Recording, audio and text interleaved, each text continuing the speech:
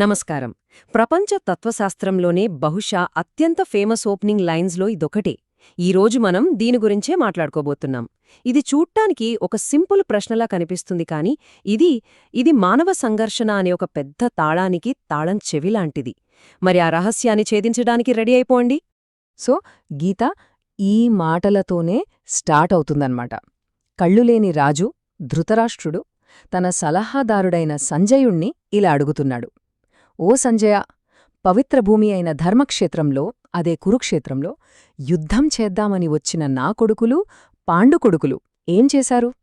చూడ్డానికిదో మామూలు ప్రశ్నలానే ఉంది కదా, కాని కాస్త లోతుగా ఆలోచిస్తే ఇక్కడే ఒక పెద్ద చిక్కుముడి ఉంది. ఒక్కసారి ఆలోచించండి. వాళ్ళు అక్కడికొచ్చింది ఫైట్ చేయడానికి, యుద్ధం చేయడానికి. అదందరికీ తెలుసు. మరి అలాంటప్పుడు ఏం చేశారు అని అడగడంలో అర్థమేముంది? అసలీ ప్రశ్న వెనుక దాగున్న మతలబు ఏంటి? వెల్, ఆ సమాధానం ధృతరాష్ట్రుడు వాడిన మాటల్లోనే దాగి ఉంది. సరే, ఈ పజిల్ని సాల్వ్ చేయడానికి మన దగ్గర ఉన్న ఫస్ట్ క్లూ ఏంటంటే ఆ యుద్ధభూమి పేరు. అది జస్ట్ ఒక లొకేషన్ పేరు కాదు, దాని వెనకాల చాలా పెద్ద మీనింగ్ ఉంది.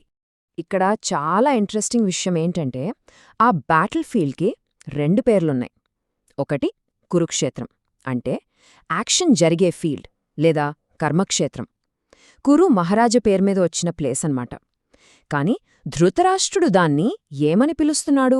ధర్మక్షేత్రమని, అంటే ధర్మానికి సంబంధించిన క్షేత్రమని. ఎందుకంటే అది చాలా పవిత్రమైన పుణ్యభూమి. సో అస్సలు పాయింట్ ఇక్కడే ఉంది. ధృతరాష్ట్రుడు కావాలనే ధర్మక్షేత్రమనే మాట వాడాడు. ఎందుకు? ఎందుకంటే అది అతని లోపల ఉన్న భయాన్ని, గిల్ట్ని బయటపెడుతోంది. తన కొడుకులు అధర్మం వైపు ఉన్నారని ఆయనకు లోపలే తెలుసు. ఆ పవిత్ర భూమి ప్రభావం వల్ల ధర్మం వైపు ఉన్న పాండవులకు హెల్ప్ అవుతుందేమో, తన కొడుకులు ఓడిపోతారేమో అనే భయం, ఆందోళన అతనిలో ఉంది. అందుకే ఆ ప్రశ్నలో అంత కంగారు కనిపిస్తుంది. సరే, అది ఫస్ట్ క్లూ. ఇక సెకండ్ క్లూకి వద్దాం.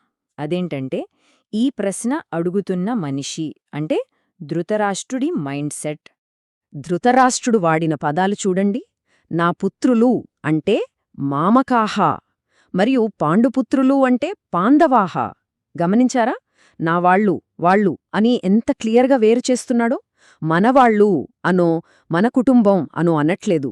ఈ ఒక్క మాట చాలు అతని మనసులో ఎంత విభజన ఉందో చెప్పడానికి. అతని భాష అతని మనసుకి అద్దం పడుతోంది. కొడుకుల మీద ఉన్న గుడ్డి ప్రేమ, ఆ అటాచ్మెంట్ అతనితో ఇలా మాట్లాడిస్తోంది. అతని దృష్టిలో తన కొడుకులు వేరు, పాండవులు వేరు, ఫ్యామిలీ అంతా ఒకటే అని ఫీలింగే లేదు. ధర్మం గిర్మం పక్కన పెట్టి కేవలం నా వాళ్ళు అనే స్వార్థంతో ఆలోచిస్తున్నాడు. ఇక్కడే ఒక చాలా ముఖ్యమైన పాయింట్ ఉంది.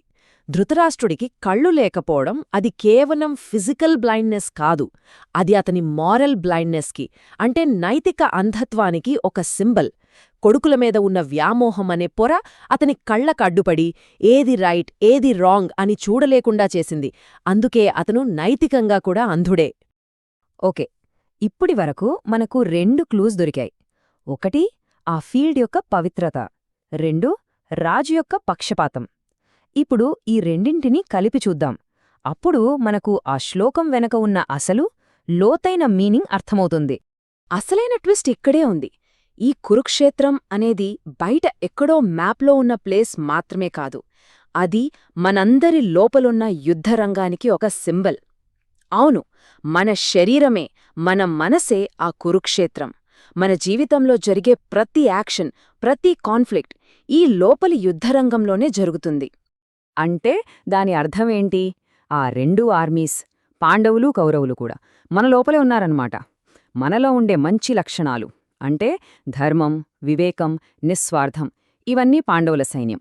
అలాగే మనలో ఉండే చెడు లక్షణాలు, అంటే అధర్మం, అహంకారం, కోరికలు, స్వార్థం, ఇవన్నీ కౌరవుల సైన్యం. మనలో ప్రతిరోజు ప్రతి క్షణం ఈ 2 సైన్యాల మధ్య యుద్ధం జరుగుతూనే ఉంటుంది. సరే, ఇదంతా వేల సంవత్సరాల క్రితం నాటి కథ. దీన్ని మన మోడర్న్ లైఫ్కి ఎలా అప్లై చేసుకోవాలి? మనందరి జీవితాలకి దీనికి సంబంధమేంటి? ఇప్పుడు చూద్దాం. మన శరీరాన్ని, మన జీవితాన్ని ఒక పొలంలా ఊహించుకోండి. మనం చేసే పనులు, మన ఆలోచనలు, అవే మనం నాటే విత్తనాలు. మనం దయ, ప్రేమ, నిజాయితీ లాంటి విత్తనాలు నాటితే మన జీవితంలో శాంతి, ఆనందం అనే పంట పండుతుంది. అదే కోపం, అసూయ, స్వార్థం లాంటి విత్తనాలు నాటామనుకోండి, అప్పుడు బాధ, అశాంతి అనే పంటే మనకు దొరుకుతుంది. సో గీత మనకు ఏం చెప్తోంది? మన జీవితమనే ఈ కురుక్షేత్రాన్ని ఒక ధర్మక్షేత్రంగా మార్చుకునే పవర్ మన చేతుల్లోనే ఉంది. దానికేం చెయ్యాలి? ఫస్ట్, మన లైఫ్ ఒక యాక్షన్ ఫీల్డ్, ఒక కర్మక్షేత్రమని గుర్తించాలి.